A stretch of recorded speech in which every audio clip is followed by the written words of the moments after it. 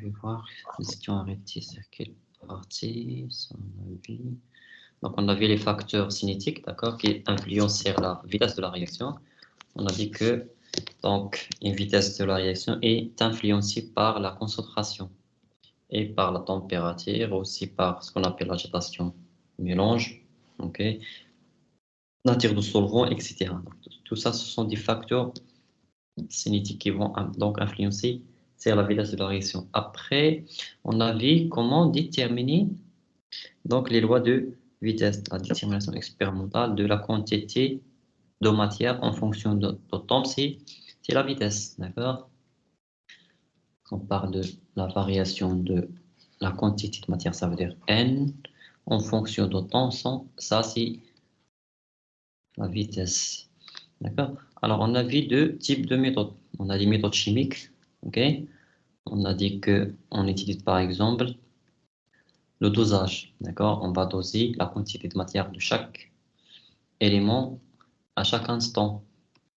Et on va calculer la quantité de matière par la suite. Après, on va trouver la vitesse. Ok? Voilà. On a dit que cette méthode présente plusieurs inconvénients, d'accord? Parce qu'il va, donc, on doit perdre beaucoup de quantité de matière, d'accord? Même elle est moins précise, d'accord? On ne donne pas des valeurs de vitesse assez précises. Donc, c'est pour ça on va voir qu'il y a d'autres méthodes, ce sont les méthodes physiques. Ok? On a dit que pour les méthodes physiques, on va tout simplement suivre une grandeur physique. On va réaliser donc, le suivi d'une grandeur physique. Par exemple, si votre réaction contient des gaz, d'accord? Ça veut dire que vous mélangez A sous forme de gaz plus P sous forme d'un liquide qui est dans la formation de C gazeux, par exemple, plus des solides. Ok? Dans ce cas-là, je peux suivre quoi? Je peux suivre la pression totale de mélange. Et je vais voir si j'arrive à suivre donc la pression en fonction de temps. Ça veut dire je vais écrire la pression en fonction de temps. Je peux savoir l'avancement de la réaction et par la suite l'avancement et par la suite la vitesse de la réaction. Ok? Alors on a dit que on peut suivre aussi l'indice de réfraction. D'accord? Parce que chaque espèce chimique possède un indice de réfraction bien déterminé. Par exemple, l'eau. Donc, l'indice de réfraction de l'eau.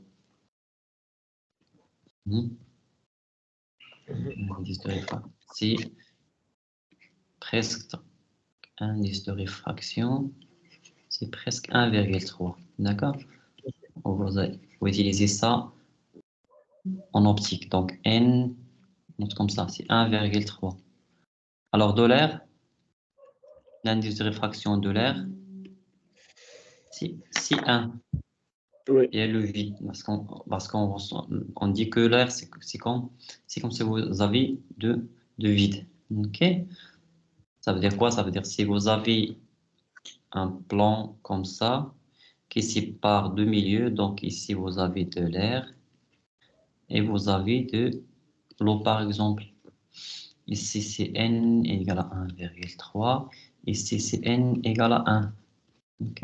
Et vous avez donc projeté donc un rayonnement comme ça, la lumière. Après ça, vous aurez donc une onde ou bien un rayonnement qui sera réfracté, ok, grâce à la différence de l'indice de réfraction. Ok. Donc on peut suivre parce lorsqu'on va réaliser une réaction, donc c'est un mélange de plusieurs espèces chimiques. Donc on peut suivre l'indice de réfraction. Je vais voir s'il va augmenter ou bien diminuer. Donc je peux donc traduire le problème de la cinétique en un problème de l'indice de réfraction. Ou bien en colorimétrie, si vous avez des espèces qui sont colorées, d'autres grandeurs, par exemple la conductibilité, bien le potentiel d'électron. Ok. Alors ici, vous avez un exemple de colorimétrie. On a dit que on va utiliser ce qu'on appelle l'absorbance. D'accord? L'absorbance en utilisant la loi de Beer-Lambert. en mesurant l'absorbance A. Donc, je peux suivre A en fonction de C. L et epsilon sont des constantes. Donc, la variation de A, c'est aussi la variation de C. OK? Donc, au lieu de suivre la variation de concentration des réactifs et des produits, je vais suivre tout simplement l'absorbance. D'accord? Grâce à l'appareil spectroscopique. Donc, je vais mesurer l'absorbance. OK? Donc, vous voyez qu'on a plusieurs méthodes physiques, d'accord, pour faire le suivi des réactions. Donc, les méthodes physiques sont donc utilisables, d'accord, pour la cinétique en chimie, d'accord. On a cette variété de méthodes physiques. Donc, les avantages, c'est donc mesure en continu.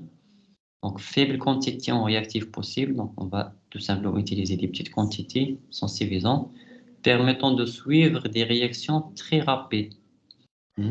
Car la méthode présente une très faible inertie.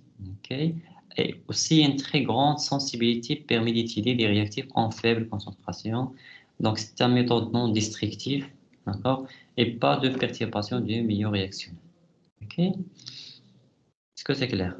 Alors, on a vu aussi ici la loi de vitesse, comment je vais écrire la loi de vitesse. Donc, j'ai dit que en écrivant V, c'est quoi? C'est la constante de vitesse, fois la concentration de chaque réactif, d'accord, à une puissance alpha ou bien bêta. On appelle comment? Ce sont les ordres partiels, d'accord? C'est l'ordre partiel par rapport à chaque réactif. Ça veut dire quoi? Ça veut dire alpha, c'est l'ordre partiel par rapport à 1. Bêta, c'est l'ordre partiel par rapport à 2, etc., etc. Ça, c'est la loi de vitesse. OK? Alors, on a dit que la somme d'ici grand 2 ou bien d'ici ordre partiel, donc quoi? Il donne l'ordre global. OK? Donc, sigma, par exemple, c'est alpha plus bêta plus gamma, etc. Donc ça, c'est quoi? C'est l'ordre global de la réaction. Global. L'ordre global de la réaction. OK? Et aussi, il présente la molécularité. Ça veut dire quoi? Ça veut dire le nombre de molécules que vous avez dans la réaction. OK?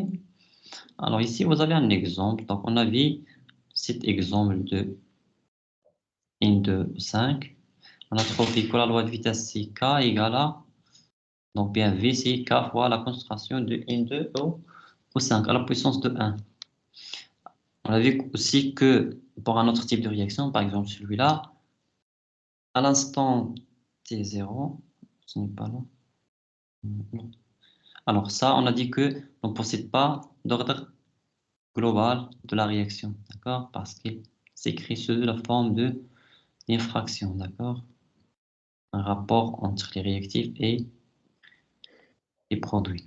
Alors ici, on a vu le cas lorsque vous avez quoi? Vous avez l'ordre global de la réaction au début de la réaction différent au ordre, on l'appelle l'ordre courant, d'accord? L'ordre courant, et on a dit que ne sont pas égaux. Donc, ce sont des cas exceptionnels.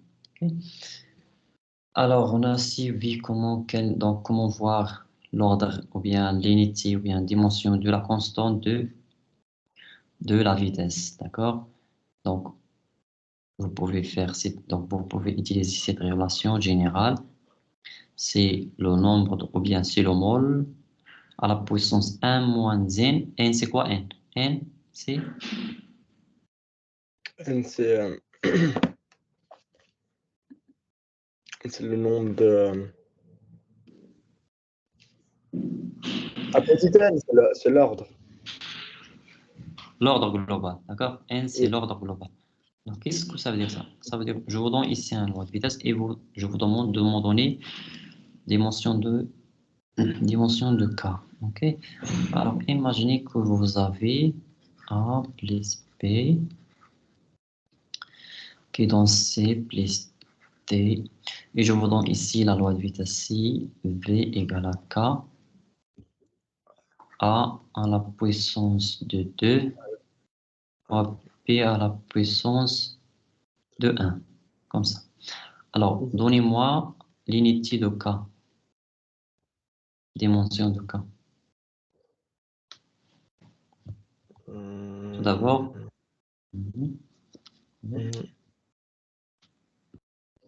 bah, on sait que... ok.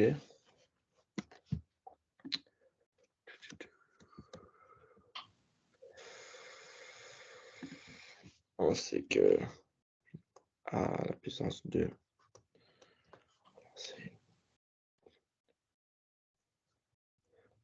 0. alors quel est l'ordre global de la réaction? Tout d'abord, je dois déterminer l'ordre global de la réaction. Ok? C'est quoi? C'est la somme des ordres partiels, ok, par rapport à chaque réactif. C'est la somme des NI. Or, c'est quoi la somme des NI? C'est 2 pour A, n'est-ce pas? Vous avez 2. Oui, et Et 1. c'est quoi? Et 1. Donc, c'est quoi? C'est 3. Donc, 3. l'ordre global, c'est 3. 3. Maintenant, je vais appliquer la relation, ok, qu'on a vue. La relation générale, c'est quoi? C'est mol 1 moins N, ok, comme ça. L, ça veut dire lettre N moins 1, ok, seconde moins 1, toujours seconde moins 1, reste, ok. Maintenant, je vais remplacer N par sa valeur, donc c'est mol 1 moins 3, c'est moins, Moins 2. moins 2. 3 moins 1, c'est 2. Seconde moins 1. Donc ça, c'est quoi? Ça, c'est l'unité de K lorsque vous avez une réaction d'ordre global égal à 3. Ok. Et vous faites la même chose si vous avez une vitesse, une loi de vitesse, par exemple, de l'ordre 1. Ça, par exemple, vous avez ça. Ok, vous allez trouver quoi? Vous allez trouver l'unité de K, c'est seconde moins 1, etc., etc. D'accord? Donc, à retenir cette relation. Donc, il faut retenir cette relation. Je l'encadre ici.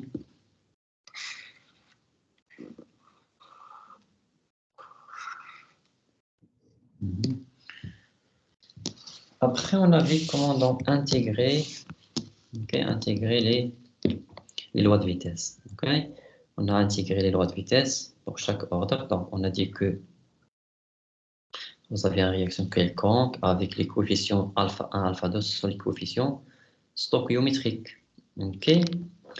Donc, vous faites l'équation différentielle. Donc, c'est moins 1 sur alpha 1 sur la coefficient stoichiométrique fois la variation de concentration d'un réactif par rapport à dt égale à k fois a à la puissance de 0. Dans ce cas-là, pourquoi? Parce que l'ordre, c'est 0. L'ordre de 0. Ok. Alors, après tout calcul fait, donc, vous allez trouver cette variation de concentration de A. Donc, ça, c'est la loi de vitesse intégrée. Après intégration. Ok.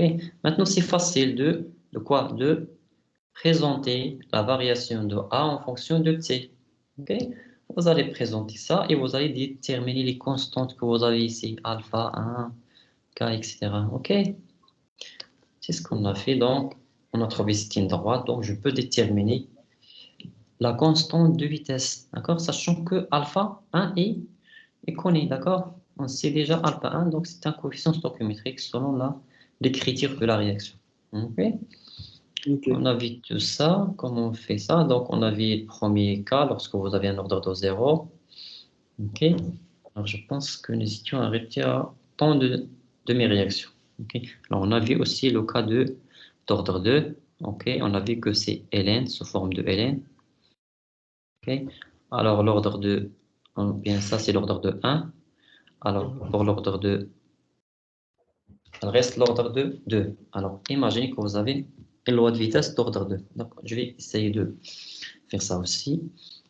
Donc, vous avez quoi? Vous avez toujours alpha 1 fois 1, ça, plus alpha 2, A2, plus n'importe quoi. Donc, quoi? Donc, ok, par exemple, bêta 1, P1. Ok, ça, c'est une équation de la réaction locale générale. Alors maintenant, on va écrire la loi de vitesse. Donc si moins 1 sur alpha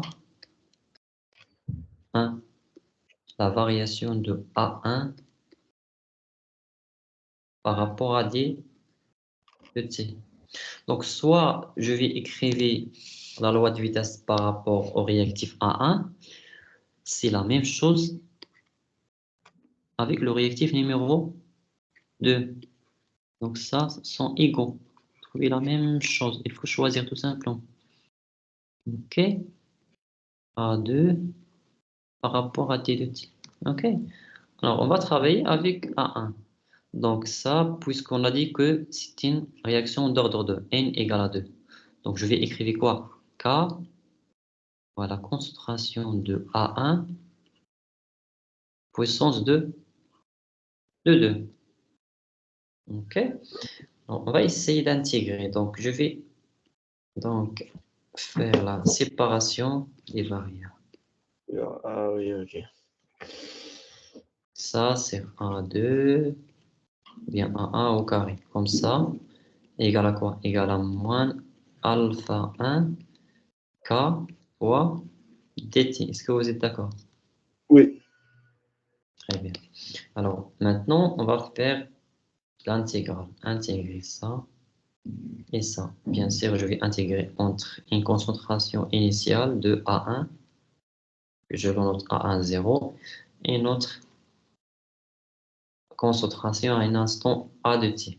OK? Et si c'est entre t0 égale à 0, par exemple, et un instant t. Alors, c'est quoi l'intégrale de 1 de t de a sur t de, ou bien sur a1 au carré? Ça fait d de 1 sur 1 carré. Alors ça fait d de ln. Ah, ça fait pardon, ça fait juste ln. Non, on n'a pas de ln Ça ici. fait Donc A. ça, Ça fait, c'est comme le c'est t A. de x sur x au carré. Bah, c'est Intégrale d de de ça, c'est moins. Vous êtes d'accord? Hmm. Ah, mais Le t de ah x oui, sur ok. x au carré, c'est moins 1 sur x. C'est la même chose ici. Le variable, c'est a. OK. Donc ça donne quoi? C'est comme ça. Donc moins 1 sur Ah, a. d de x. Oui, oui, pardon, pardon. OK. C'est a de t. Entre quoi? Entre, bien sûr, A0, 1 et A de t. Comme ça. OK. Mhm. Ça égale à quoi? Donc, si moins alpha 1, OK, fois k. Donc, t moins 0. Parce que t0, c'est 0. Vous êtes d'accord? OK. Maintenant, je vais remplacer par les bornes. OK. Donc, si moins 1 sur A de t, A1 de t. OK. Mhm. Ça veut dire variable. Moi, avec moi, ça devient plus. Plus. Donc, c'est A1, 0. Comme ça. Mhm. Mhm. OK. Donc, ça, c'est moins alpha 1 fois k fois t. Pas de problème. Donc, ici, ça, c'est une constante. OK. Parce que c'est A1, 0. Constante. OK. Qu'est-ce que je vais faire maintenant? Je vais essayer de réécrire ça d'une autre manière. Donc, c'est 1 sur A1 de t qui est égal à quoi? Qui est égal Égal à à 1 1 sur sur 1 1, plus, 0. plus alpha kt. Plus, n'est-ce pas? Oui, plus alpha kt. Alpha 1, k fois t. Très bien. Donc, qu'est-ce que vous avez? Ça, euh, c'est une constante. OK. Mhm. Donc, donc maintenant, je peux faire quoi? Je peux tracer 1 sur A1 de t. OK. En fonction de quoi? En fonction de t. Mhm. Alors, qu'est-ce que je dois trouver? Je dois trouver aussi une droite. Non, non, ce n'est pas une droite, pardon. Ce n'est pas ça, ce n'est pas une droite. Pardon? ça, c'est- J'ai pas Oui, c'est entendu. une droite. Donc ça, c'est une équation d'une droite, n'est-ce pas? Mhm. Donc c'est une équation. Non, ce n'est pas une droite. Je ne pense pas que c'est. Ça ne donne pas une droite. Parce que vous avez un sur Oui, quelque chose en fonction.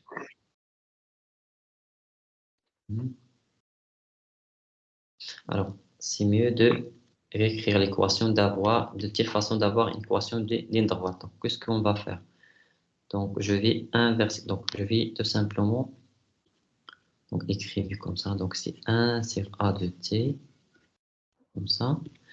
Et je vais donc avoir le même dénominateur. Donc, c'est 1 plus alpha 1 kt divisé par A0. OK. Fois A0 ici. D'accord. Oui. OK. OK. Maintenant, je vais inverser. Ça, c'est A1 de t.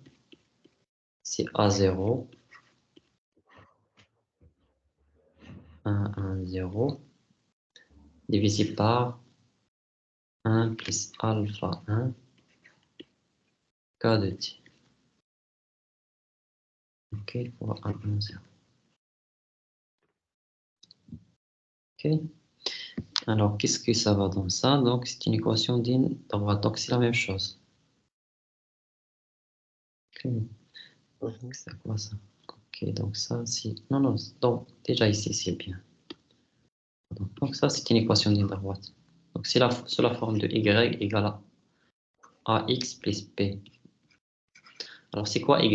Y, c'est 1 sur a de t. Parce que c'est un variable, n'est-ce pas? Alors, c'est Oui. quoi a? Alors, a, c'est alpha 1 fois k. Ça, c'est a. C'est quoi x? X, c'est t. P, c'est 1 sur a0. OK? Donc, c'est une équation d'une droite. Donc, je vais utiliser cette forme. C'est mieux d'utiliser cette forme parce que ça, il s'agit d'une équation d'une droite. Votre tracé une droite. La pente, c'est alpha 1 fois k. Et vous allez trouver par la suite la valeur de k. OK? Est-ce que c'est clair? Mhm. OK? Donc, c'est la même chose pour l'ordre de 2. OK? Donc, ça, ordre de 1, on a vu. Vous allez tracer ln. Vous allez trouver une droite. C'est ce qu'on a vu. Donc, vous allez trouver la pente, c'est l'opposé de alpha 1 moins alpha 1 fois k. OK? Donc, ici, si vous allez, par exemple, tracer a de t. Donc, vous allez tracer a de t en fonction de l'exponentielle de moins. Donc, vous trouvez quelque chose comme ça. Donc, ça. Mais c'est mieux de trouver une équation d'une droite. Donc, pour trouver une équation de droite, travailler avec le ln. Ça, c'est pour l'ordre de 1. D'accord? On a vu la science passée. OK? Alors, maintenant, le temps de demi-réaction. Par exemple, on va travailler dans le cas lorsque vous avez. Donc, on va commencer par l'ordre de 1. Bien 0. Alors, l'ordre de 0, qu'est-ce qu'on a vu? On a vu que A de t égale A0, n'est-ce pas? Moins alpha fois k fois t, cas général. Alors, c'est quoi le temps de demi-réaction lorsque t égale à t1 demi? Oui, c'est le temps nécessaire pour la consommation de la moitié de A de t. Donc, lorsque ça équivalent à lorsque A de t égale à quoi? La En moitié demi. de la quantité initiale Mhm. de A0. Parce que initialement, j'aurai A0. Très bien. Mhm. Donc, je vais remplacer ici t par t1 demi, A de t par A0 demi. Donc, ça devient A0 comme ça par rapport à 2. Égal à quoi? A0, c'est une constante, ne change pas. Moins alpha fois k fois t1 demi. OK? Très bien. Après, je vais chercher T1 demi. Donc, ça avec ça. Donc, c'est mieux de faire comme ça. Donc, c'est alpha fois K, T1 demi égale à 0 sur 2. Vous êtes d'accord? Ça ici, ça ici. Donc, ça, si. Maintenant, je vais chercher T1 demi. C'est quoi T1 demi? C'est la concentration initiale de A0 divisé par 2 fois alpha fois K. OK. Ça, lorsque vous avez l'ordre de 0. OK, toujours retrouver ça. Donc n égale à 0. OK, on va vérifier maintenant l'inity. OK. Est-ce qu'il s'agit de secondes? Parce que T1 demi, c'est secondes. Alors, c'est quoi l'inité de la concentration? Bah, c'est mol par litre. Mol par litre. Très bien. Alors, c'est quoi l'inité de K lorsque vous avez une ordre de 0? Pendant quand ordre de 0, c'est Ordre de 0. mol, 1 moins 0. moins 1, 0. Ouais. S moins 1. 0 moins 1. Seconde moins 1. Donc, ça, c'est R et mol. L moins 1. S moins 1. OK, donc, on va voir. Donc, mol se simplifie avec mol. Lettre moins 1 se simplifie avec lettre moins 1. Seconde moins 1 devient seconde. Donc, l'équation est homogène. Donc, AN tombe, d'accord? C'est en seconde. C'est clair? Alors, si vous avez une ordre de 1, alors on a trouvé la loi de vitesse, c'est quoi? C'est ln de A de t. C'est quoi? C'est ln de A0, je pense. Moins alpha, j'espère que c'est ça. Moins, oui, moins alpha fois k fois t. Moins alpha fois k fois t. Donc, toujours t1 demi, lorsque t est égal à t1 demi, c'est lorsqu'on va consommer la moitié de A0. Donc, la concentration de A à T1 demi, c'est quoi? C'est A0 sur 2. Et je vais remplacer tout simplement. Donc, c'est ln de quoi? ln de A0 sur 2. D'accord. C'est ln de A. 0 ne change pas.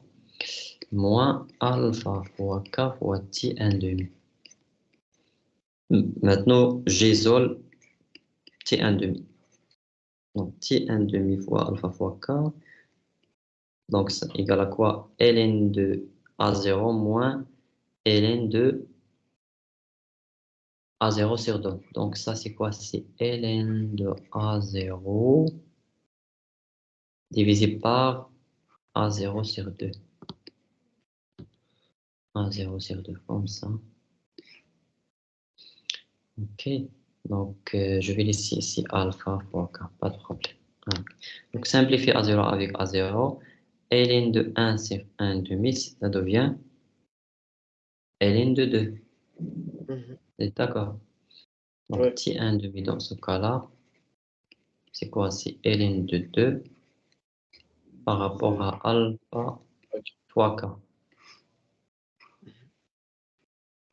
Alors, qu'est-ce que vous voyez ici?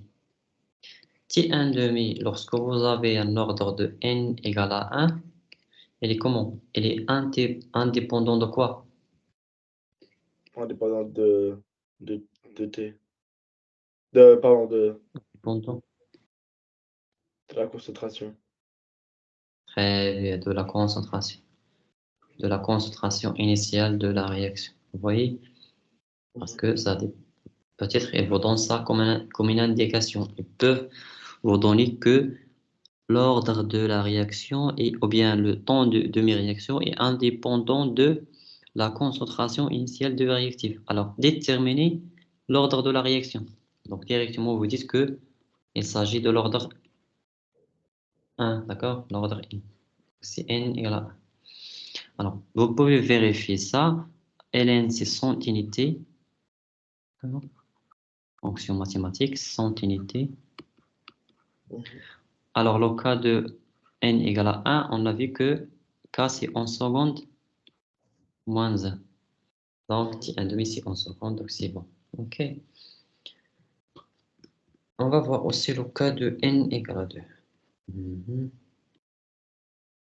Alors, qu'est-ce qu'on a dit? On a dit que notre x, c'est 1 divisé par a de t égale à 1 sur a0.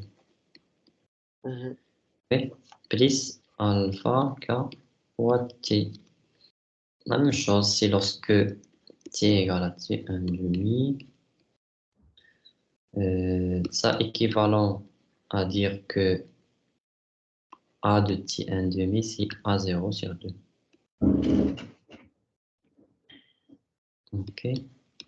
A0 sur 2. Très bien. Allons-y, on va remplacer maintenant. Donc, quoi? Ça donne 2 divisé par A0.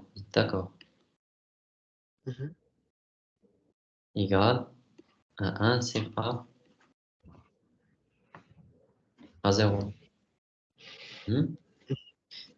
Quoi encore? Plus alpha fois k fois t1 demi. Alors, je laisse ça ici. Et donc, je vais soustracter 2 sur A0. Donc, de 1 sur A0. Donc, ça devient 1 sur A0, je pense. Égal à alpha fois k fois t1 demi. Okay. Alors, c'est quoi t1 demi? T1 demi, c'est 1 sur concentration 0 fois alpha k. OK. Donc, on en revient donc, à la dépendance de A0. Donc, vous voyez que lorsque vous avez n égale à 2, donc t1 demi aussi donc, dépend de la concentration initiale. Le seul cas, c'est lorsque vous avez quoi? Lorsque vous avez l'ordre égal à 1, donc c'est t1 demi indépendant. Donc, vous pouvez bien sûr vérifier ici aussi là, donc l'initi. Alors, qu'est-ce qu'on a dit pour celui-là? Le cas, donc ça c'est toujours mol, lettre mol.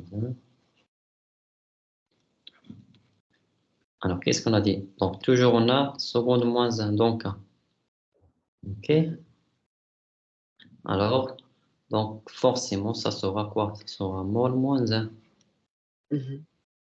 Lettre. OK? Est-ce que c'est clair? Oui, oui, c'est clair. Donc, ce sont les trois cas lorsque il vous demande, donc, bien sûr, le temps de demi-réaction. Donc, soyez sûr que vous avez l'une de ces trois cas. Donc, soit celui-là. OK, ça c'est 3. Soit celui-là, ça c'est 2. Soit celui-là, ça c'est le premier. OK?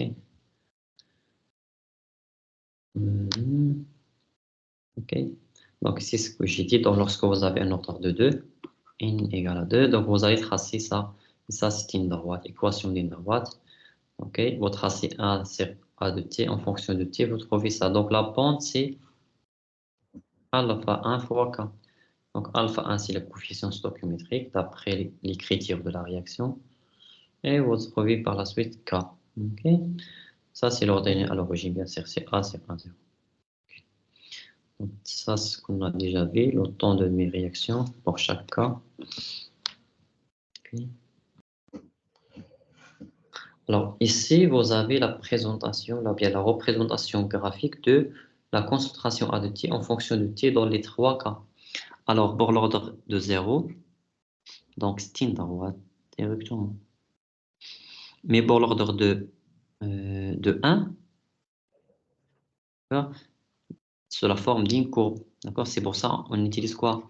On trace, au lieu de tracer A de T, on trace le ln. Parce que le ln, c'est une droite, ça donne une droite. OK? Et c'est la même chose lorsque vous avez, pour l'ordre de 2, d'accord? Pour avoir une droite, on a tracé, au lieu de tracer A de T, on a tracé quoi? On a tracé 1 sur A de T. OK? Est-ce que c'est clair? Oui. Donc, au lieu de tracer A de T, donc le cas de l'ordre 0, donc c'est bien en traçant à deux titres, donc c'est une droite, parce que ça, il s'agit d'une équation d'une droite. Mais lorsque vous avez un ordre de 1 ou 2, il faut chercher une équation d'une droite. D'accord? On va faire quoi? Ça, on l'appelle, pour le cas d'ordre 2 et 3, ça s'appelle comment? La Pardon? linéarisation. Ah oui, Comment on oui, appelle? C'est la linéarisation. la linéarisation de l'équation. Pour avoir quoi? Pour avoir une équation linéaire. Linéarisation de l'équation. Ok? C'est tout simplement. Donc, sinon, vous pouvez bien sûr tracer ça, mais ça donne quoi? Ça vous donne rien. Lorsque vous tracez une courbe comme ça, de l'exponentielle ou bien l'autre de a de t, ça, vous ne pouvez pas savoir rien sur alpha ou bien sur la constante de la vitesse. D'accord? Par contre, une droite, elle vous donne la valeur de la pente et par la suite, vous trouvez donc les données relatives à la réaction. C'est bien. Ici, vous avez des exemples, bien sûr. Alors ça, lorsque vous avez donc par exemple deux réactifs, d'accord, mais avec des avancements différents. Donc l'avancement de celui-là, ce n'est pas de celui-là. Donc ça veut dire la consommation de chaque réactif est différente par rapport à l'autre. Dans ce cas-là, on doit écrire donc la loi de vitesse par rapport à l'avancement global de la réaction et je dois traduire la concentration de chaque réactif, d'accord, en fonction de l'avancement. Ok? Et par la suite, vous faites l'équation différentielle, ok, avec ça, et vous faites l'intégration pour trouver donc la variation de la concentration en fonction de l'autre.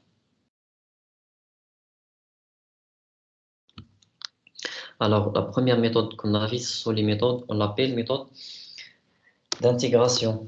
Ok, maintenant on va voir d'autres méthodes pour déterminer l'ordre de la réaction lorsqu'on va parler de détermination expérimentale d'une réaction.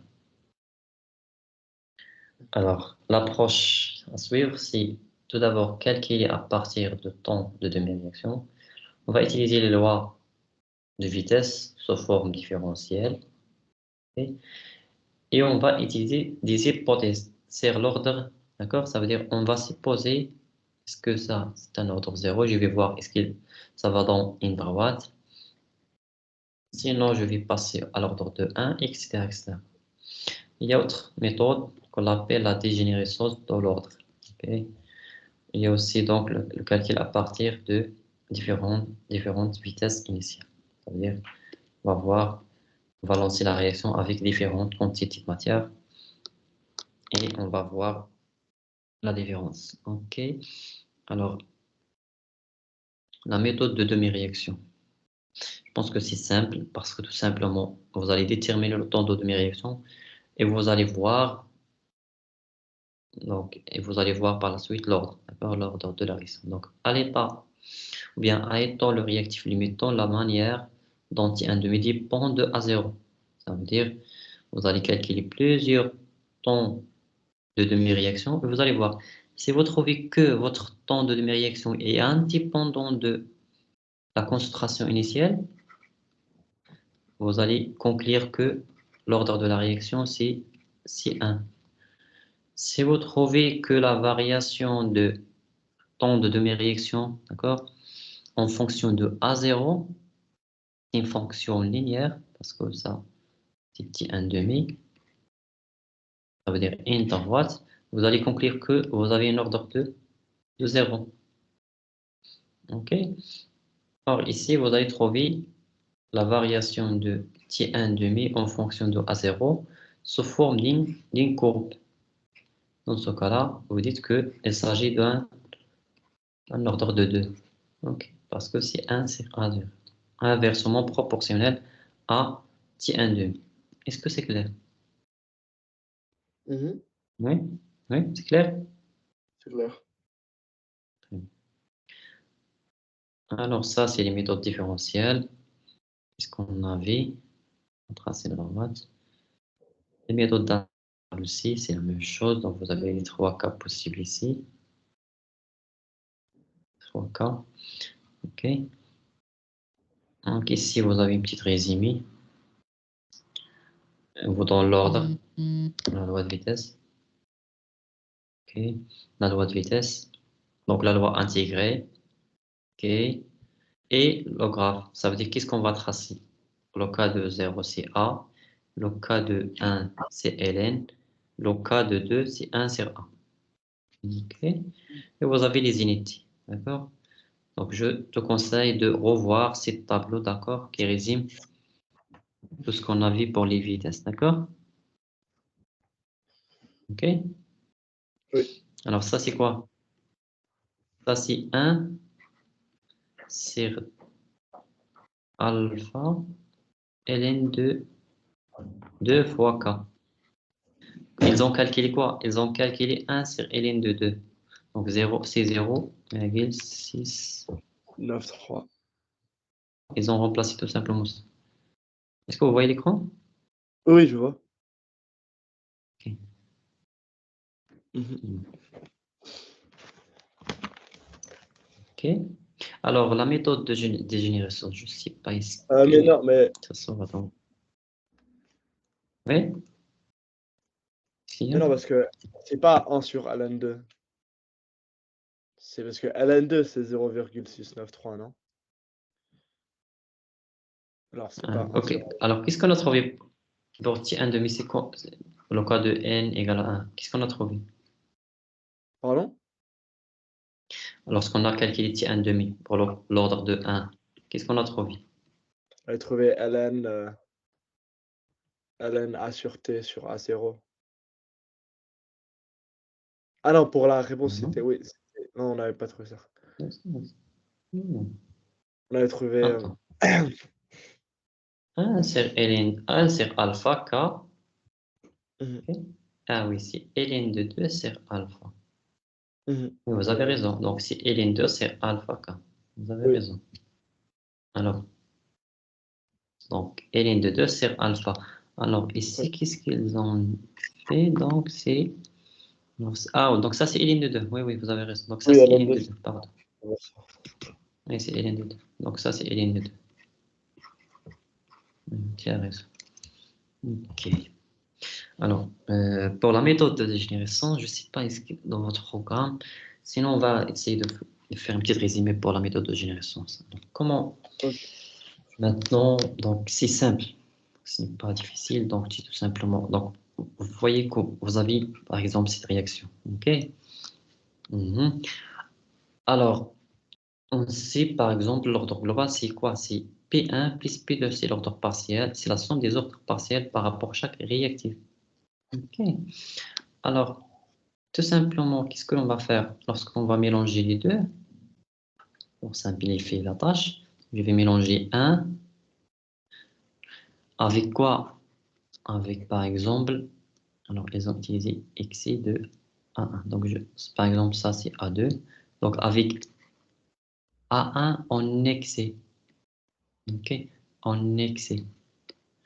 Ce sont deux réactifs. Ok? Mais l'un, il est en excès par rapport à l'autre. Ok.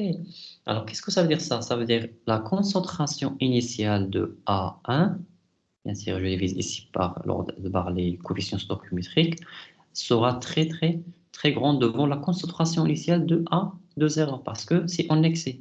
Ok. Alors, qu'est-ce que ça veut dire ça? Ça veut dire que même la réaction, ça va marcher, ou bien ça va avancer dans le temps, la concentration de A1 à l'instant T sera presque constante, ne change pas parce que il est en excès déjà. D'accord? Déjà, il est en excès. D'accord? Donc, ça veut dire quoi? Ça veut dire la quantité de matière consommée de A1. Donc, c'est négligeable devant la quantité de matière consommée de A2. Est-ce que c'est clair? Oui. OK? Alors, on va traduire ça dans la loi de vitesse.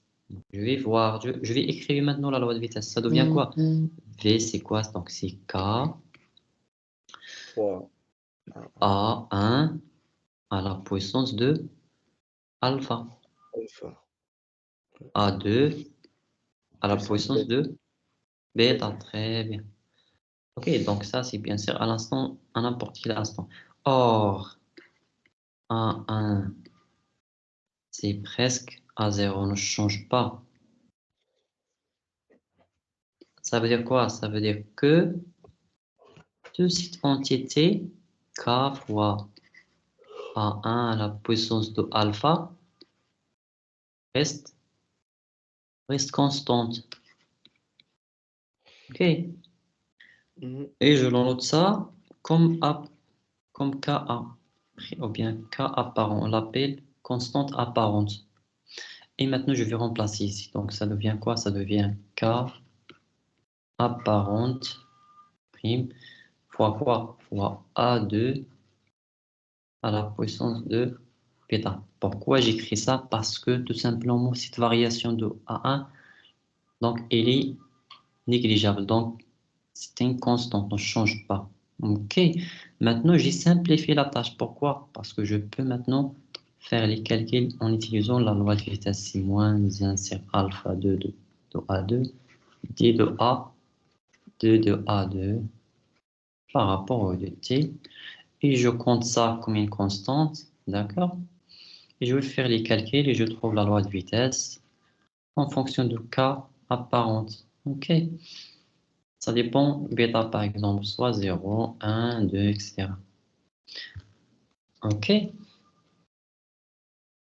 Donc ça s'appelle la dégénérescence de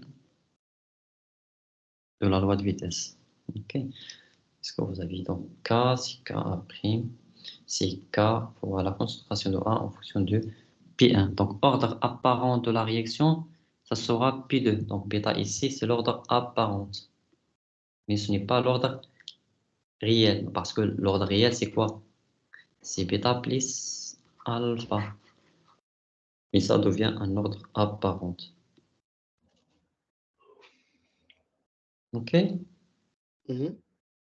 Donc tout ça, c'est par souci de simplification, tout simplement. D'accord? OK? Par l'une des méthodes précédentes, on détermine P2. Puis, on peut déterminer P1. En utilisant quoi? En utilisant l'inverse. D'accord? La première fois, on a utilisé A1 en excès. Pour déterminer quoi? Pour déterminer P2, ou bien bêta ici. Donc, je peux utiliser la même méthode en utilisant quoi? En utilisant A2 cette fois en excès. Pour quoi faire? Pour déterminer maintenant alpha. Or, donc, j'ai déterminé donc alpha et bêta. Par ce qu'on appelle la méthode de génération. OK?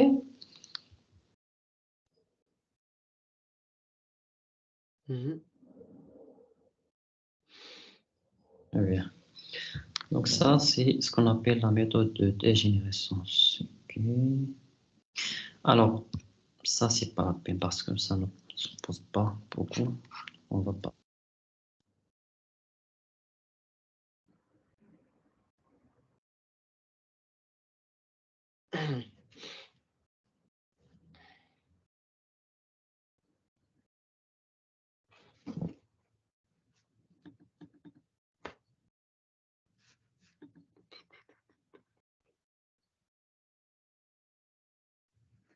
Toujours?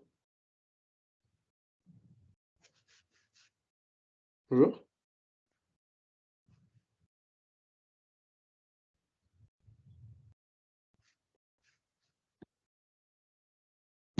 Bonjour?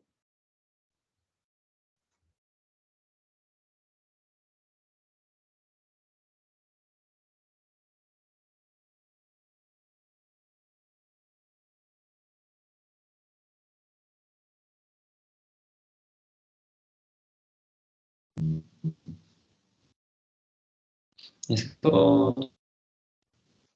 Bonjour? est-ce que vous m'entendez? Bonjour. Ça Est-ce coupe que vous un peu, m'entendez? mais je vous entends. Ah oui, là, c'est beaucoup mieux. Là, oui, je vous entends. Bonjour? Vous voyez l'écran? Oui, Oui, oui, je je vois vous toujours entends. les... Vous voyez l'écran. Oui, oui, je vois toujours. Très bien. On va continuer. Donc, j'ai dit qu'on va passer maintenant à l'influence des facteurs sur la loi de vitesse. OK? Alors, on va voir. ce qu'on appelle l'influence de la température. OK? L'influence de la température. Ainsi, s'il vous plaît. Ça coupe là, j'arrive pas très bien à vous entendre. OK.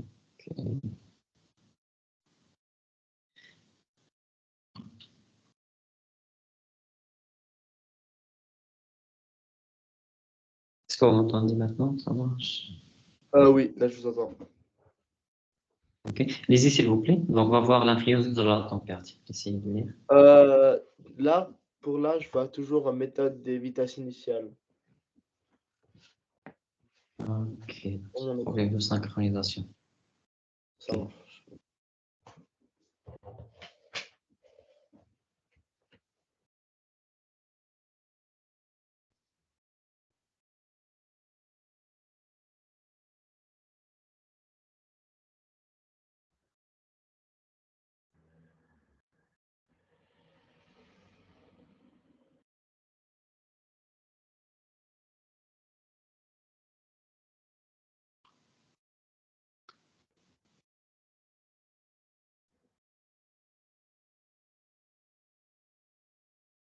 Pas encore. Vous voyez pas l'écran? Ah oui, là je vois influence de la température. OK. Ici. OK. Les réactions chimiques sont sensibles aux facteurs extérieurs. L'effet de la température en est un. La théorie des collisions. Cette théorie repose sur une hypothèse. Les molécules doivent entrer en collision pour réagir. La fréquence de collision Z est le nombre de collisions par seconde intervenant entre deux espèces moléculaires. La fréquence dépend directement de la concentration des espèces présentes. Allez. Donc, ça s'appelle la théorie des collisions. Théorie cinétique. D'accord? Alors, si on considère par exemple la réaction entre le monoxyde NO et O3. D'accord? Alors, si la concentration de O3 est le double, la fréquence de collision entre O3 et NO double aussi. Parce que ça dépend de la concentration de chaque réactif. OK? Pourquoi? Parce que tout simplement, si vous avez une molécule de NO, avec quoi? Avec une molécule de O3. Lorsqu'ils vont en rentrer dans la collision, pour liquider la molécule comme ça. Pour former quoi? Pour former NO2. OK? Avec une probabilité P dans l'espace, c'est une probabilité P. Alors, imaginez maintenant, vous avez quoi? Vous avez le double de O3, ça veut dire que vous avez un autre molécule O3. OK? Donc, toujours, vous aurez une autre possibilité comme ça de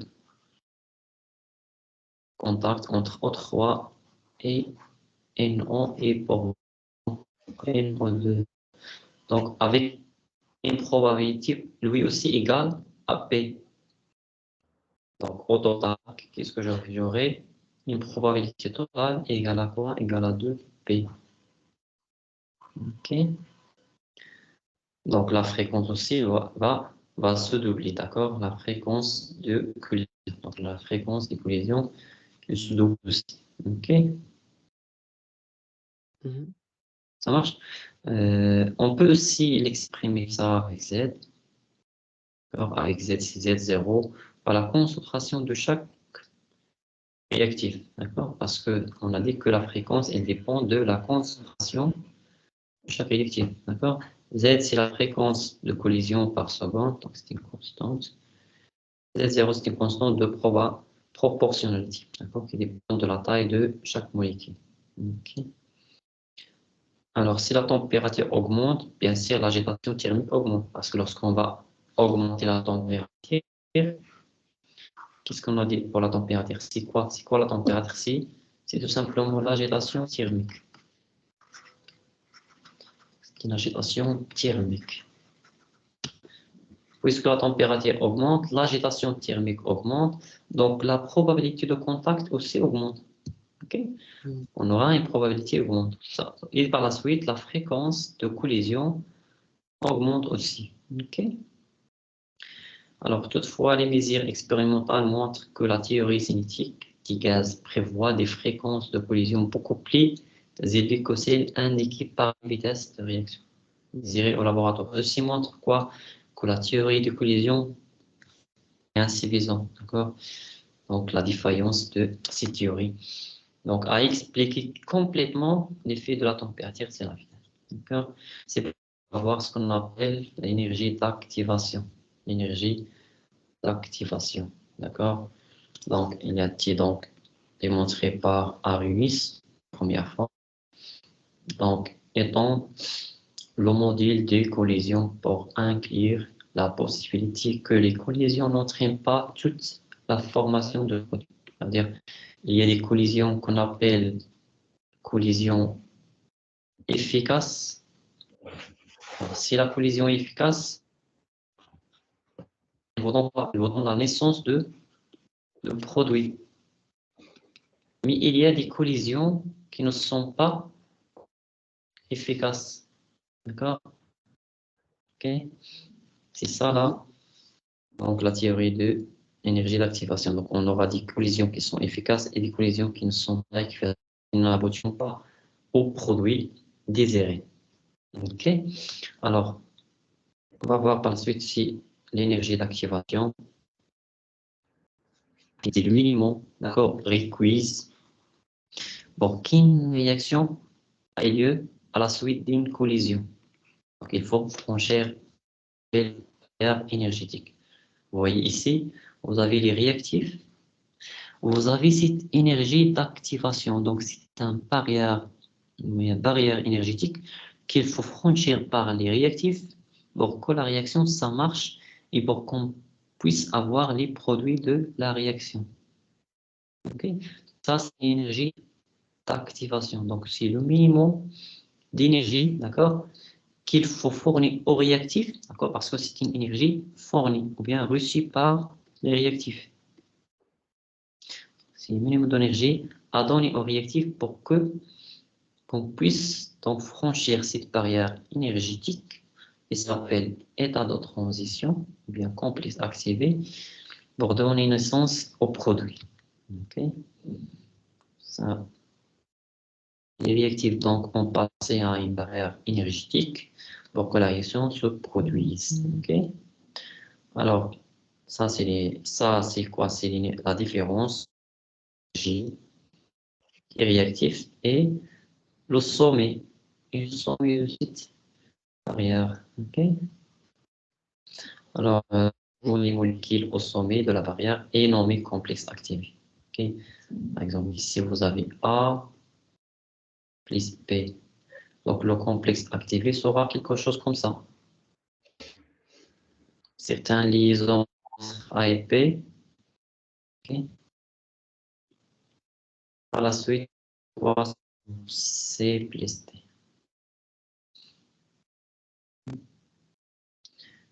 Alors, ça, on va pas rentrer dans tout ça.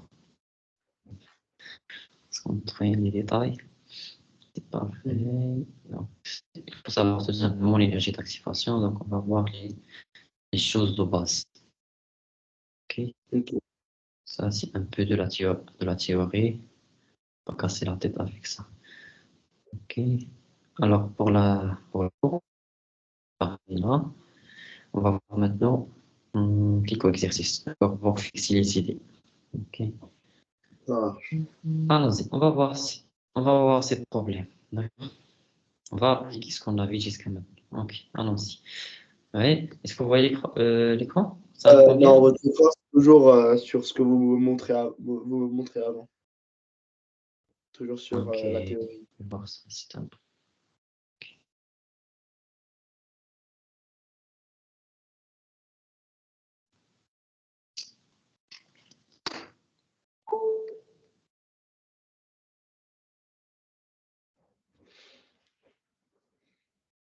Ça marche maintenant? Pas encore. Oui, là, je vois la question. Ok. Donc, on va voir le problème numéro 4 que vous avez envoyé. Alors, on considère une transition d'un réactif A. On a un produit P. Donc, vous avez A et donc P. Mhm. Alors, dans une solution, la température, c'est 25, problème, degrés Celsius. 3 réactions différentes, ok, caractérisées respectivement par une cinétique d'ordre 0, 1 et 2. Donc, vous avez n égale à 0, n égale à 1, n égale à 2. Mhm. Alors, dans chaque cas, la concentration de A vaut 1 mol par litre à l'instant T0. Donc, ça veut dire quoi? Vous avez 1 M A0 à égale K. l'instant T0. Égale à... Ouais. OK? Donc, je vais réécrire ça ici. Donc, A qui est donc P. T0, c'est 1 M. Supposons ça, c'est 0. À l'instant T, quoi? T égale à 120 secondes.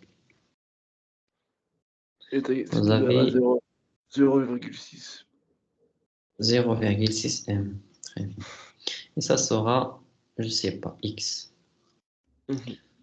Mhm. Alors, considérez la température et le volume de la solution sont constantes. Ça veut dire T égale à constante, V égale à aussi constante. Ok. Alors, question A. Quelle Oui. est la constante de vitesse, la valeur et l'unité de cette réaction pour chacun, bien pour chacune des 3 réactions? Commençons par l'ordre de 0. Allons-y. Qu'est-ce qu'on va faire? Ok, bah on sait que V est égal à K fois A0 à la puissance de alpha. Mhm. Bien. Oui. Alors, on connaît aussi que bah, alpha, c'est le coefficient stoichiométrique. Celui-là, c'est alpha. Non, pas le coefficient. Ça, c'est alpha, non? C'est pas le constant stoichiométrique. Il faut que me dites, c'est alpha, comme vous voulez. Pardon?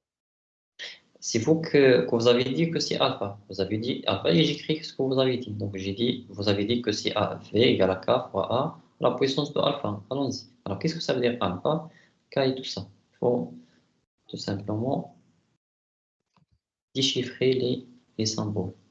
Mhm.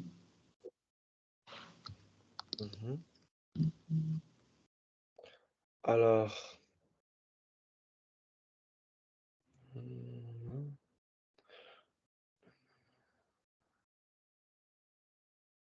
on sait que V.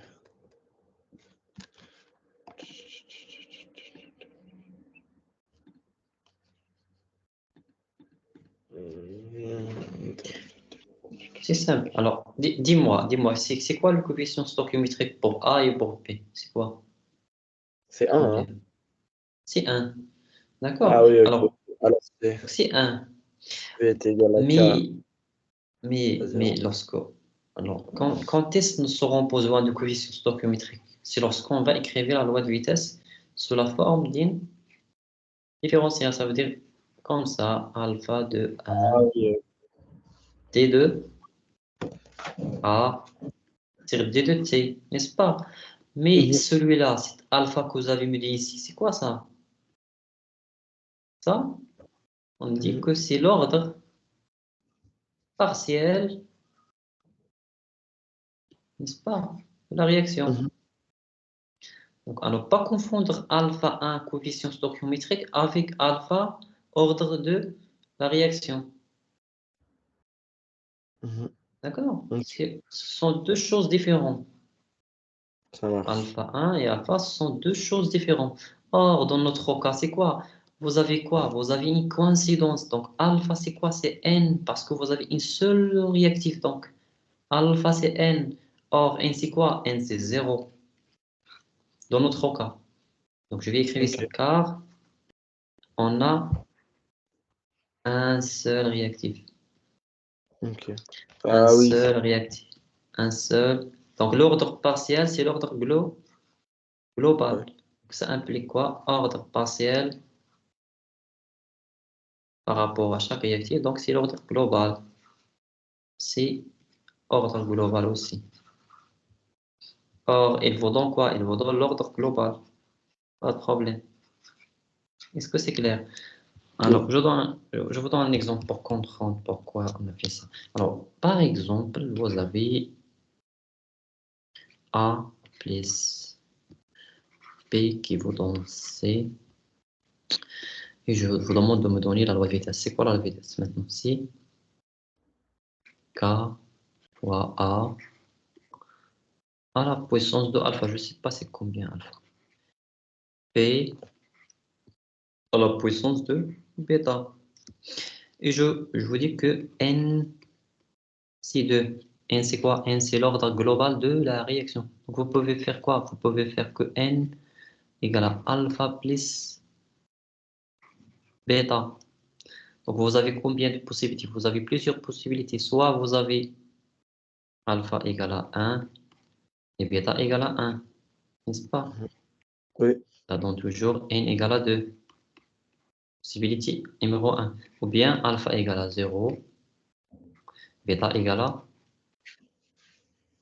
2. OK? Soit vous avez l'inverse, alpha égale à 2, bêta Zéro. égale à 0. D'accord? Mais dans notre cas, qu'est-ce qu'on a? On a une seule possibilité. Donc, c'est l'ordre global, c'est l'ordre partiel. Il s'agit de la même chose. Donc, ça, c'est entre parenthèses. C'est bon? Mhm. Alors, reviendrons dans notre cas. Qu'est-ce qu'on a trouvé? On a trouvé que V, c'est quoi? C'est K fois A à la puissance de 0. Parce qu'il s'agit d'un ordre de 0. OK? Autrement dit, on peut écrire quoi? On peut écrire que V c'est moins sur alpha 1 fois D de A. Vous êtes d'accord? Mhm. C'est D de T. C'est quoi alpha 1? C'est combien? On a dit que c'était. C'était 1. Donc, ça, c'est Mhm. moins D de A. C'est D de T. Qui est égal à quoi? Égal à K fois A à la puissance de 0. Oui. Alors K. Ah non. Oui. Donc, c'est K. Oui, vous êtes d'accord. Ça, c'est K. Mhm. Alors, je vais intégrer par intégration. Faites l'intégration. C'est une application de cours. Moins K intégrale de T de T. Allons-y. On a trouvé quoi? On va trouver A de T égale à quoi? Bah, t'es égal à moins Égale K. à 0 Ah oui, ok. moins K fois K. T. Mhm. Eh bien. Alors, la question demande quoi? Qu'est-ce qu'elle demande? Qu'est-ce qu'ils ont demandé une question? Ils ont demandé. La constante de vitesse. OK. Ah, ok, ok, ok. D'accord. Bah, Alors, qu'est-ce qu'on va faire? on connaît à zéro. Donc, oui, on sait à 0. Donc, je peux écrire encore ça. 1, 2, T.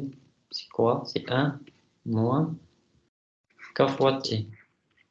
Mhm. Alors, qu'est-ce que vous pouvez faire maintenant? En cherchant K. On ne sait pas T, on ne sait pas de T. Vous pouvez tracer.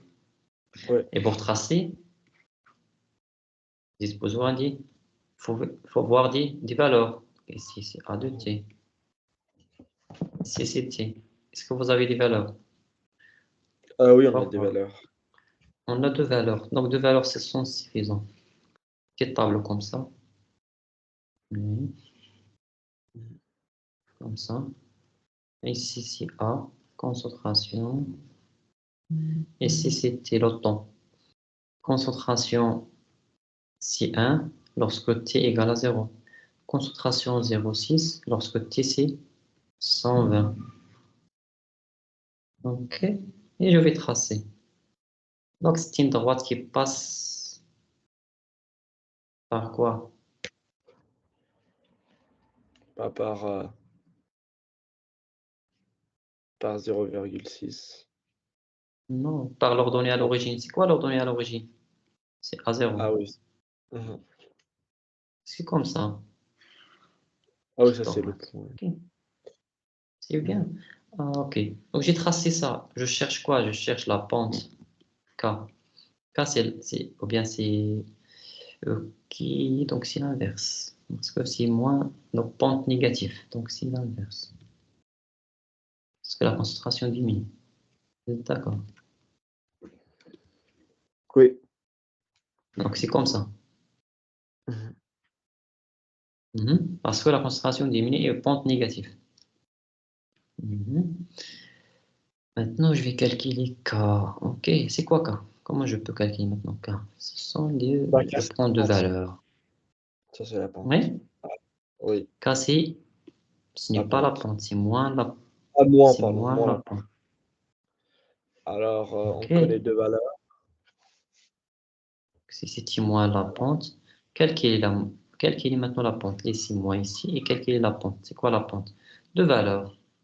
Oui, on a deux valeurs. Alors, bon, A, c'est, je prends A de TC 06 avec le temps 120, moins, moins 1, moins Moins 0. 0. Alors, ça Calcule, donne, calcule. bah, ça donne 0,005. 0, 0, 0,5. 5, c'est tout. Alors, c'est quoi l'initi maintenant? Ah oui, bah, ok, bah, on connaît que c'est. Bah, on a seconde sur le X et on a la concentration sur l'Y. Alors, c'est mol par litre divisé par seconde. Alors, c'est mol par litre par seconde. Alors, c'est mol L Très, moins 1, S moins 1. très bien. D'accord. Oui, Vous voyez que ce n'est pas difficile. Donc, tout non. simplement, on a appliqué la loi de vitesse. Donc, c'est assez simple. OK? Mhm. Bien, ce n'est pas la peine, bien sûr, de tracer ça. Donc, ce n'est pas la peine de tracer ça. Vous pouvez faire ça d'une façon numérique directement. D'accord? Seulement pour vous montrer la loi de vitesse et tout ça. D'accord? Vous pouvez faire ça directement et vous prenez deux valeurs et vous faites les calculs. D'accord? Le traçage n'est pas demandé. Mhm. OK? C'est bon? Mhm. Alors, ça, alors, il vous demande ça pour chacun des trois cas. Donc, on a vu maintenant le cas lorsque n égale à 0. Alors maintenant, on va accélérer un peu Mhm. l'ordre de 1. On a déjà vu, donc c'est pas la peine de démontrer la loi de vitesse et tout ça. Vous allez faire la même chose. Qu'est-ce qu'on va trouver? Pensez que c'est. On refait l'équation, vous l'avez trouvée la dernière fois. Alors, c'est ln de A0. Mhm. Ah non, pardon, Alors, de la A routine. est égal à ln de A0 OK. moins Moins K, T, KT. 4. Parce que alpha, c'est 1. Mhm. Oui, OK? Si vous oui. tracez ça, vous trouvez une droite. On retrace avec nos valeurs et après on refait. Alors maintenant on fait ln de AT contre T. On retrace. OK, on va tracer ça, c'est pas grave. Ben, et on connaît nos valeurs. Alors ln de 1 c'est 0.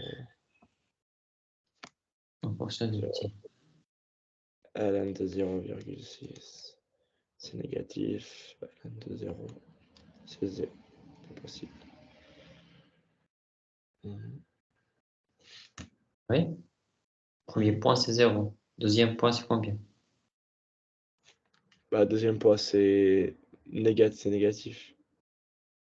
C'est négatif. Oui, Combien vous avez trouvé? 0,5, négatif 0,51. 0,51. Mhm. Ça veut dire, pour l'instant ici, 120. Vous avez trouvé moins quelque chose. Oui, Ça veut dire ça. alors, Vous avez la ouais. droite, c'est comme ça. Mhm. OK?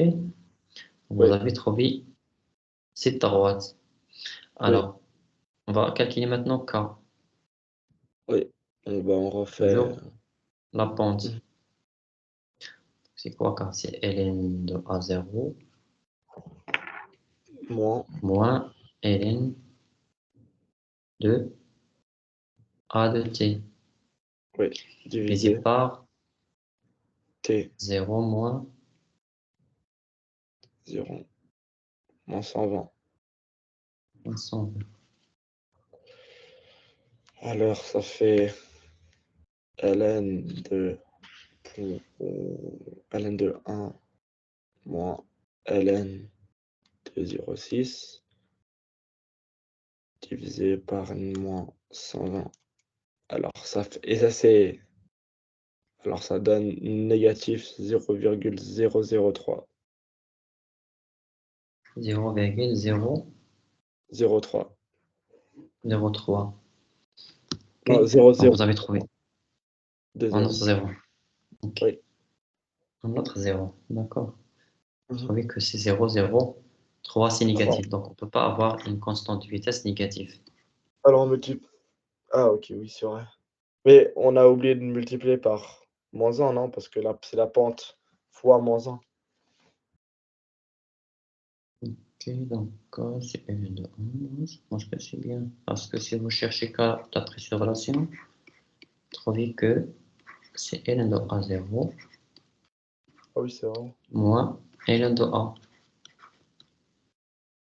C'est T0 moins T. Donc, ce n'est pas négatif. D'accord. Donc, vous avez trouvé une valeur négative. Sinon, parce que ça, c'est ln de 1. ln de 1, c'est 0. C'est Oui. moins quelque chose qui est négatif, donc c'est Ah, négatif. OK? ah oui, c'est négatif. Non, mais c'est parce Donc, que c'est ln de 0,6, c'est négatif. Alors, c'est moins un négatif. Alors, ça fait plus. comment?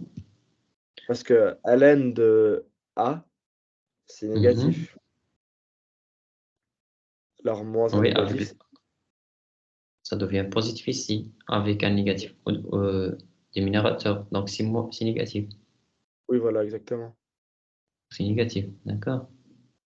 Je vous ai dit que ça peut pas être négatif. Oui, ça ne peut pas être négatif. Donc, la constante doit être positive. C'est une constante qui est positive. OK? Mais ici, donc, vous laissez comme elle est, parce que vous faites tout simplement les calculs. Il vous demande de calculer ça. Donc, vous faites les calculs et vous laissez ça. Pourquoi on a trouvé ici négatif? Parce que ça montre quoi? Ça montre que la loi de vitesse de cette réaction, c'est une loi d'ordre numéro 0, d'ordre 0.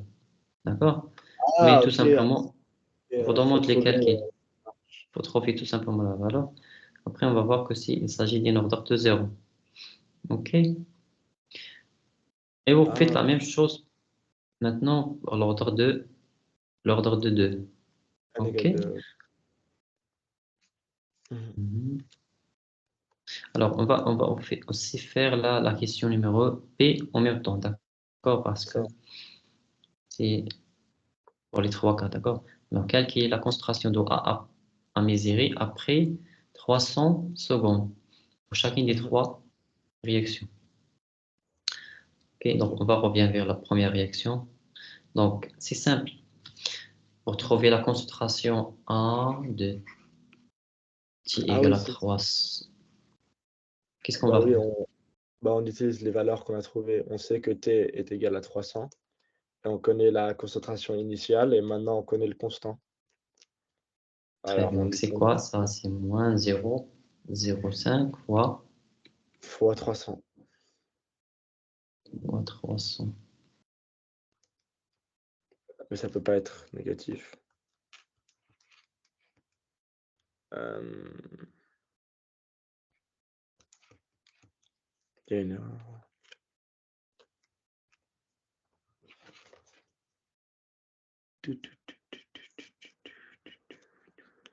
Qu'est-ce que vous avez trouvé? Oui. Bah, c'est négatif, non? Ça peut pas être Très plus. bien. Ok. Vous avez trouvé négatif. Alors, qu'est-ce que ça veut dire ça? Une concentration Oui. négative. Oui, qu'est-ce qu'il a? Pardon? C'est impossible. Est-ce qu'il est Impossible. impossible? Ok. Alors, mais imaginez avec moi la situation maintenant. Vous avez A, d'accord, qui donne P. Ok. Oui. Dans le temps. Dans le temps. Mhm. Ok. Alors, au bout de 120 secondes, la réaction consomme combien? Consomme 0,4 parce que la concentration d'eau A, c'est 0,6. Oui. 0,4 en P. Mhm. On va voir maintenant, donc, selon cette loi de vitesse, donc, à 200, donc, à 240, si la vitesse est constante, ça Mhm. devient quoi? Ça devient 0,8. Ici, Oui. 0,2. 1,8. Ah oui, pardon. OK? Oui. Et vous êtes Mhm. d'accord? Et à Oui, 300, c'est négatif. ça devient 1, et ça devient 0,2. 0. Ah oui, ok. Oui. Vous êtes d'accord? Oui. Mais ça, si la vitesse est Constante. constante. OK? Mais la vitesse de la réaction, ce n'est pas forcément une vitesse constante. Ça peut être une vitesse qui est accélérée ou bien ralentie. Ah. D'accord? Alors, qu'est-ce que ça veut dire? Vous avez trouvé après 300 secondes que la concentration de A de T, c'est une valeur négative. Oui. Parce que ici, qu'est-ce que vous avez ici? Donc, c'est une loi théorique ou bien modélisation de la concentration. Ça veut dire, qu'est-ce que vous allez dire que la concentration de A, c'est 0. Parce qu'on ne peut pas avoir une valeur négative. Donc, ça veut dire quoi? La réaction est terminée déjà.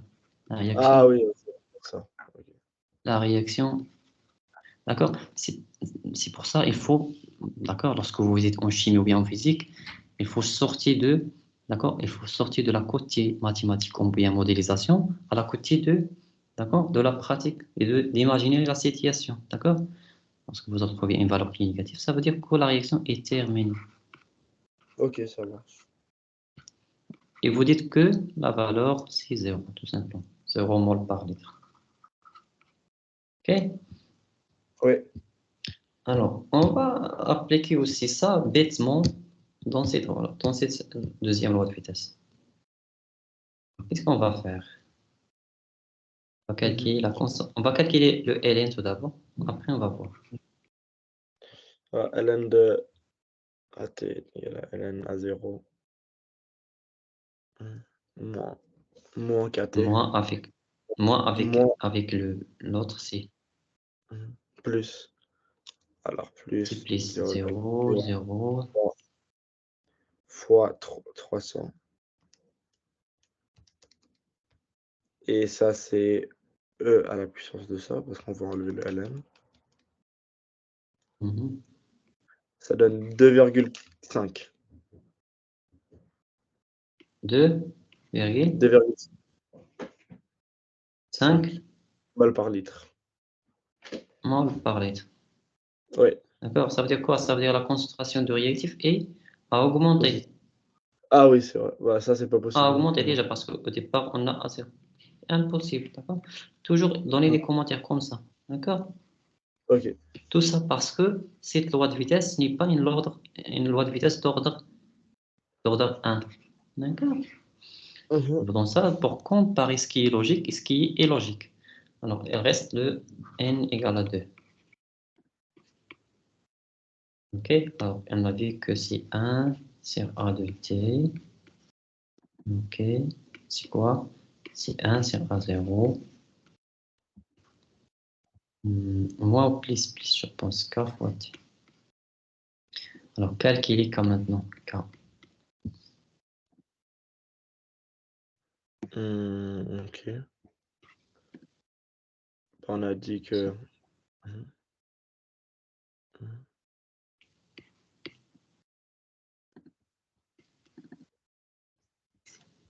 Divisé par...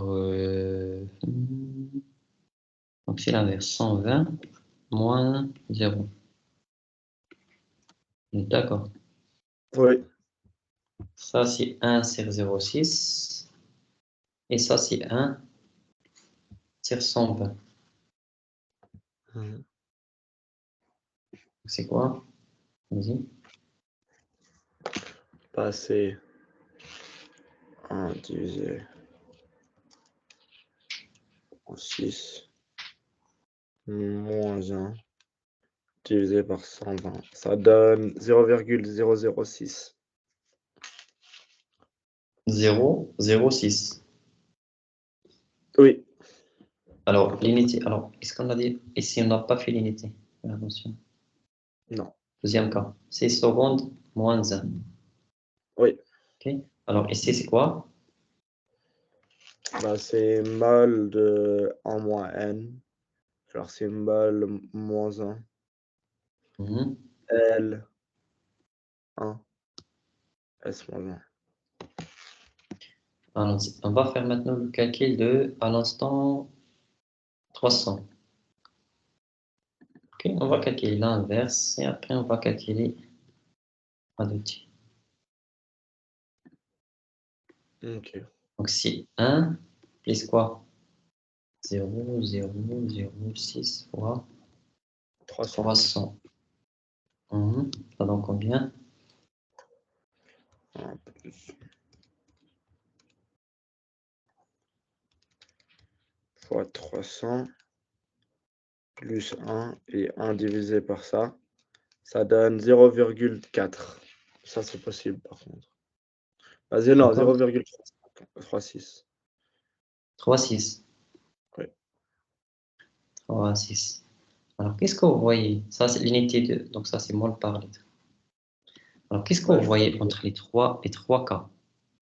bah, dans ce cas, on voit que la concentration, elle est plus petite. Par Logique. contre, oui, elle est plus petite, mais elle est toujours positive. Et dans les deux autres cas, c'est pas logique. Très bien. Donc, cette réaction, donc, je ne sais pas, est-ce qu'il demande un commentaire ou pas? Donc, il ne demande pas un commentaire. S'il ne demande pas de commentaire, c'est vous faites les calculs tout simplement et les titres. D'accord? Pour ne pas Mais par faire contre, des erreurs. vous avez dit que si c'est négatif, on peut dire que c'est 0. Ça aussi, c'est logique, non? Oui, on peut dire ça. Ici, Alors n oui, bien égale sûr. 0, n égale 0, c'est aussi logique. C'est juste n C'est égale aussi 1 logique. Oui, oui. Oui, n je égale 1. parle d'une manière ok. Ah ouais. Je parle d'une manière générale lorsqu'il vous Oui. demande ça. Et donc, vous avez donc des questions. Comment donc, comment régler le problème? Donc, il faut répondre tout simplement à la question. D'accord? Il vous demande de calculer. Donc, calculer et laisser ça. D'accord? Ok.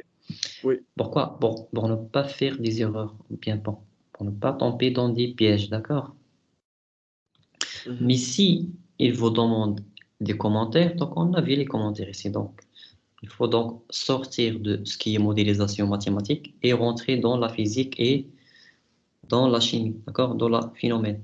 On a dit que puisqu'on a trouvé une valeur qui est négative, donc ça veut dire quoi? Ça veut dire que la réaction est terminée à 300 secondes. D'accord? Mhm. On a déjà terminé, donc on a déjà fini avec la réaction. Donc, ordre 0, si possible. Ordre 1, c'est impossible.